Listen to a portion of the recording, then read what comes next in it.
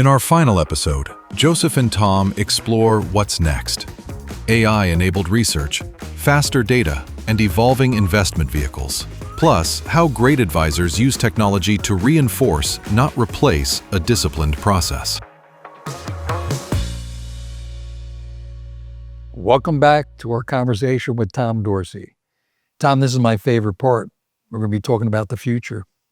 I love it. And it's my favorite part because I just think about my career when there were these inflection points of change. Give you an example, the whole fixed commission period of time to negotiated commissions. I remember attending talks and seminars where guys like Chuck Schwab would show up and Larry Rose would show up and participate in these roundtable discussions and call themselves card-carrying discounters. And then, of course, when ETFs came about, I told the story, I called on Vanguard. I called Vanguard in the mid-90s to get into the business. All the mutual funds were against it. They didn't want to see it come. They politely told me to leave. Every mutual fund in the country is in the business right now, in the ETF business, right? It's why? Because it's a better version of the original mutual fund. And it's taken over. Now it's taken over because it's the better version. It's more efficient, more cost efficient. And then, of course, things like tax loss harvesting. It's been around forever. Yeah. People with tax loss harvest. But now they call, they call it direct indexing. And why all of a sudden tax loss harvesting is becoming, and direct indexing has the opportunity to be, on the same trajectory as ETFs were because of technology. You can't invest thinking about taxes. Yeah. That's something I would never do. Yeah. Although full disclosure, I have a municipal bond account that they do that with. Yeah. They'll sell one bond, bring in the same income. I get a tax loss there, but replace it with something that gives me the same income. They do that. I don't do it. I have never done any tax preparation with things that, if I have a philosophy and a way of going about something, and I stick with that. If it's short-term, it's short-term. If it's long-term, it's long-term. Typically, it is long-term. But some of the things that I would want to do, you may change every quarter. What I'm saying is that if you have a bunch of stocks that have lots of capital gains, you don't want to sell them because you don't want to pay taxes. I agree with you. If you have a better place to go, pay the taxes. But the point is, with the use of options, if you want to keep those stocks, now you could say, listen, I'll take the first 10%, protect me from that point on, right? Right. And let the upside run.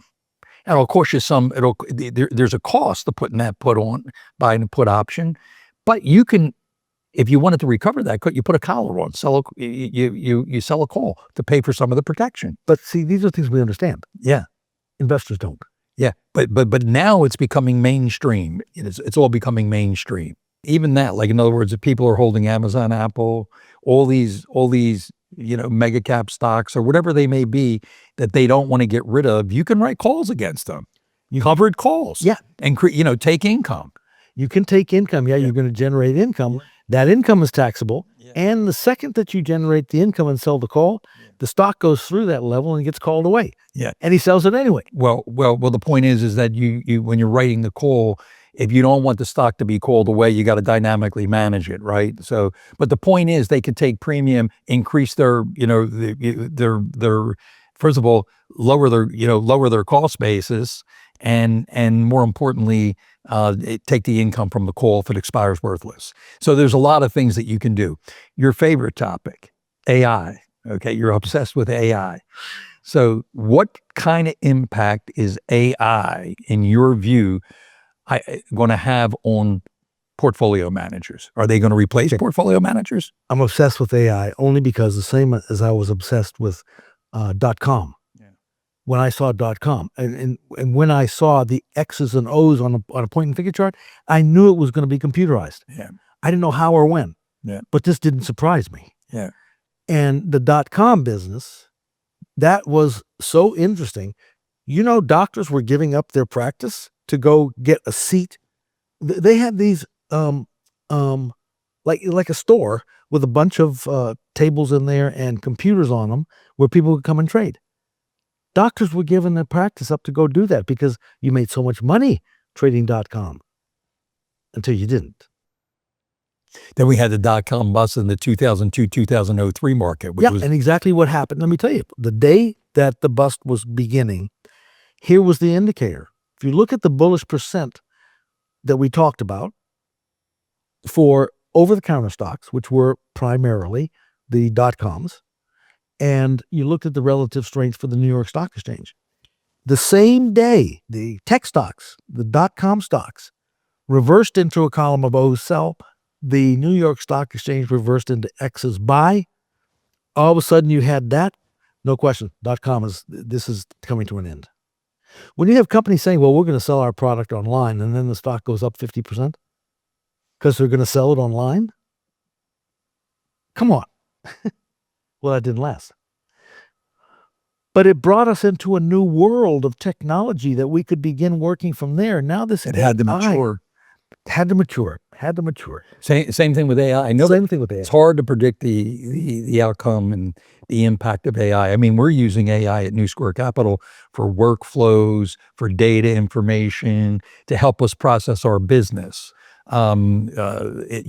operational type things. I mean, and you could see the value that it brings. Absolutely. It's in its infancy. One of the places you got to be careful, though, with that is it's so easy to get wrapped up with the person, or what word should I be using, not person, because you've already chosen, I want a male that has an English accent. Like, that's who I deal with. And then I ask him, how's breakfast this morning? Well, Tom, I can't have any breakfast. I'm online. And so it reminds you of that. But to see how you can become friends with it, it will speak to you just like you're a friend. When you come online, they'll say, hey, Joseph, how are you doing today? What can I do for you? I'm ready to work for you. And it draws you in. It's drawing kids in. Because picture you have a guy that goes to, he commits felony and he ends up in solitary confinement. Can't see anybody. They don't allow him to see anybody, but they give him a computer that only has ChatGPT, Copilot, Perplexity, whatever. That's all it's got. That will become his best friend, even though he's talking to technology, a wire. There's nobody there. I've seen it where I started using Copilot so much, I went over to Perplexity, and I started feeling guilty that I wasn't using my man over here that I always called shipmate. So it can get to you. Yeah. But what it does, I'm telling you, in 5 seconds, it'll give you the answer that you want. And some of the most in-depth things, say, I want to create a new business. I'm going to become an investment advisor, and I want to do taxes along with it, and support the Irish community. Well, 5 seconds, it'll be printing you out exactly what you need to do and how to go about it. Yeah. I mean, AI has been around a lot longer than people think. It's just amazing that it's getting all the attention now. As I said earlier, the early algorithmic guys, old habits die hard. The floor traders wouldn't, they didn't want change. No. I remember when technology came to the floors that you were able to reach the trading throws via technology rather than telephonically or teletype, like you said. They fought it tooth and nail. But the innovation, the genie's out of the bottle, and it makes everything much more efficient. So the early algo guys, that was the early stages of AI. They replaced market makers and specialists. Yeah, and if you were a market making specialist and you couldn't adapt, you were out of business. Same thing will happen now. I actually don't believe AI is going to put people out of work. It's actually going to create more opportunity for different waves. It's hard to predict. Do you think that AI is going to replace portfolio managers? It's making things a lot easier. So I can picture a portfolio manager in a company where you have two types of things. Would you like someone that works 100% with you, and he's going to do the risk He or management? she, yep. Or I can have a half AI, half manager. The manager manages the AI, and I'm charging half the commission. Yeah. Half the fee. Yeah, half the fee. Commission, I'm still. But I mean, I see it a little bit differently. I think that, those portfolio managers that adapt, those financial advisors that adapt are going to find a way to use AI to assist them in servicing their clients and managing their portfolios. They have to. And like, for instance, if you need a ton of research, if you're a portfolio manager or even a financial advisor, you could use AI to give you all the research. You got it at your fingertips. Exactly. Yeah. Exactly. So AI becomes your best friend. Yeah. First thing you come in, you log in the morning, it says, "Hello, Joseph, how are you doing this morning?" Right. But your time is leveraged like crazy, because I think back in the 74, you had to get a fundamental research report, mail it to the customer, wait till he gets it, call him up, "Have you read it yet?" "No, I haven't gotten to it." Next thing you know, a month has gone by, and we're talking about what we were talking about a month ago. You still want to buy it? Well, now it's gone down now. In terms of the uses of Usage. Yes. Yeah. Terms of the usage. Yeah. So, I mean, It's a lot of these, of course, a lot of the vendors that we deal with, they just mention the word AI in their offering and they increase their fees. Is that right? We're using AI, but they increase their fees. No, we see the benefits of AI, but we're still studying it. And I think there's no question that it has utility. And we're using it in a lot of different ways. The other ways in which it's going to change our business is pretty hard to predict, but I see it as a companion to advisors, to portfolio managers. Yep. I see it in ways in which they can use it, and you can't ignore it. You want to adapt and learn about it. But what will happen is, like, when, let's say you would typically have a 5-man team. That person comes in, you don't deal with a stockbroker anymore who does it all. You got a team, a guy who does foreign currencies, a guy who does fixed income, a guy who does tax-free bonds. You got them all together. AI is not going to change how markets are driven. The irrefutable law of supply and demand. I don't think they're going to prevent bull markets. They're not going to prevent bear markets. You agree with that? Oh, not going to. There's a piece that an ETF issuer, First Trust Advisor, put out, a lot of interesting data, particularly during that drawdown in April. Since 1942, the average bull market has lasted 4.3 years on average and returned 145% over those 4.3 years. The average bear market, just under a year, 11.1 months, 11 months, and the average return was negative 31%, 31.7%, which is pretty significant. We've had, since in the last 6 years, we've had 4 definitional bear markets. We had the Christmas surprise that lasted a couple of months, right? The definition of a bear market, I don't know who came up with it, is if you get negative 20%, you got a bear market, right? We had the 2020 debacle, what happened in 2020. People call it the pandemic. You can call it whatever you want, code whatever it is. That didn't last long, 4 or 5 months. And then the market roared back, all V-shaped, right? And then, of course, in 2022, it was a little bit different. It was a painful market, 2022. You had the mega cap stocks down anywhere from 35% to 80%. Netflix down 80% off its high. Stocks like, who would have wanted to buy at that? Stocks like Amazon over 50% off its high, right? That was a little bit more of a painful market. But again, the markets roared back, right? Although the breadth of the market, following that 22, a lot of it's been narrow, all technology stocks. I guess what I'm trying to get at, Tom, the last sustained bear market we had that was painful was 2008, 2009.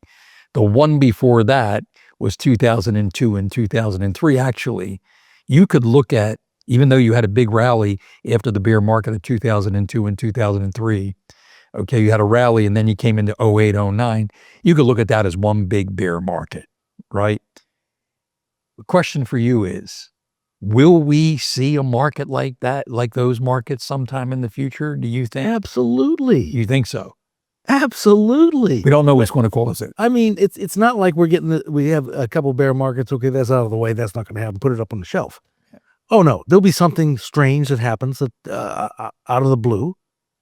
And just pick up the paper today. There's enough strange things going on today.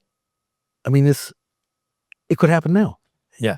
Well, there's always, how do you say it? There's always that big hairy monster out there, right? Yeah.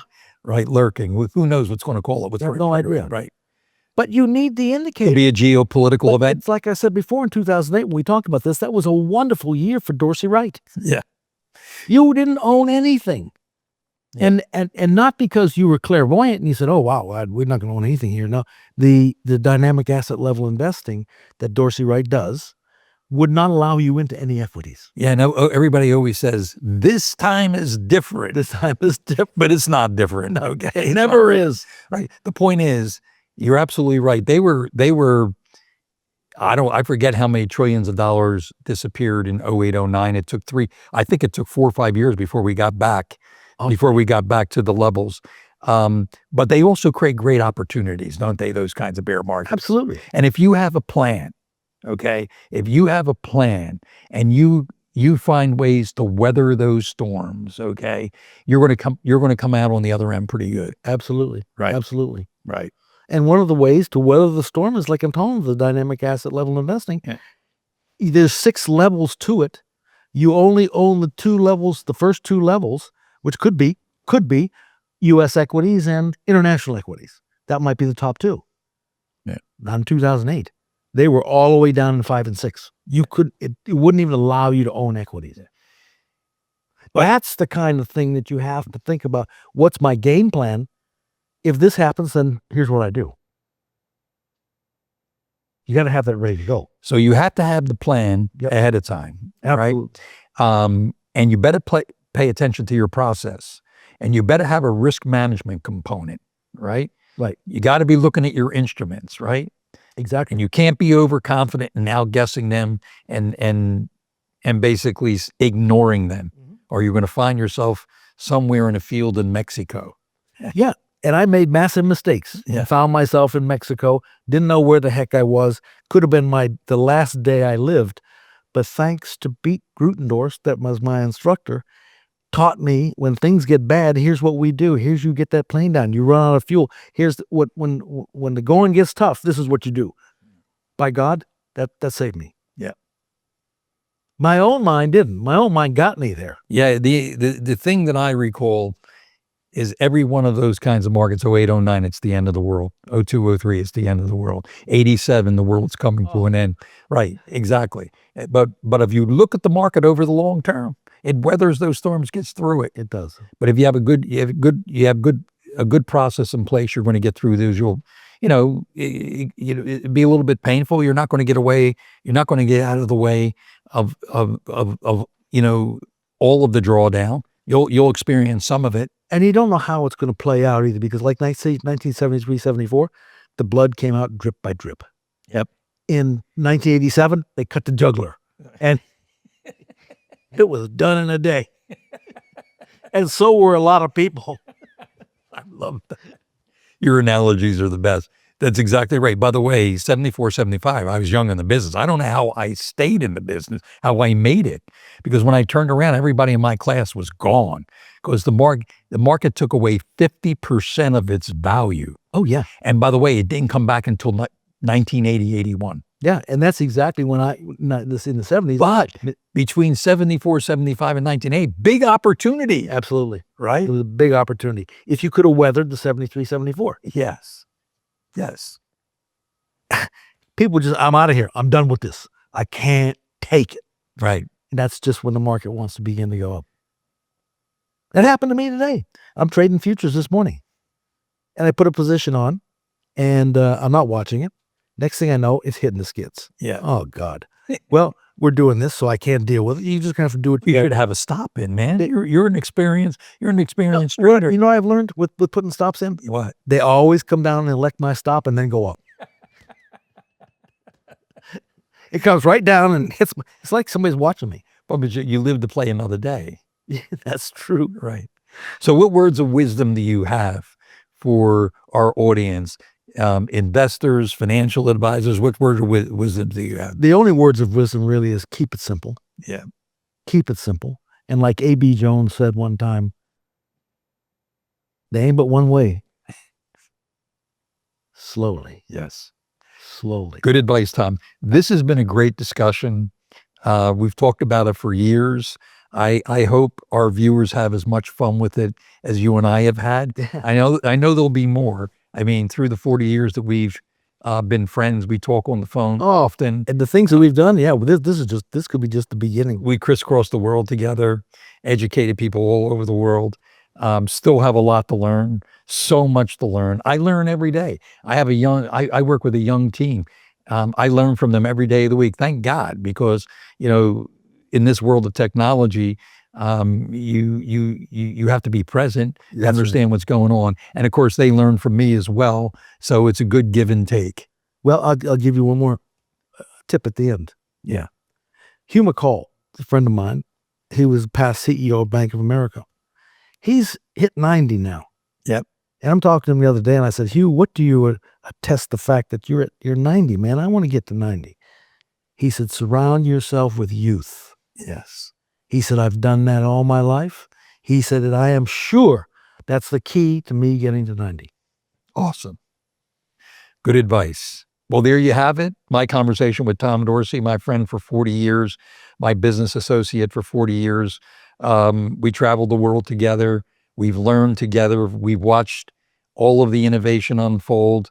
There's never been a better time for Main Street to be an investor. Thank you for joining. And hopefully sometime in the future, there'll be more.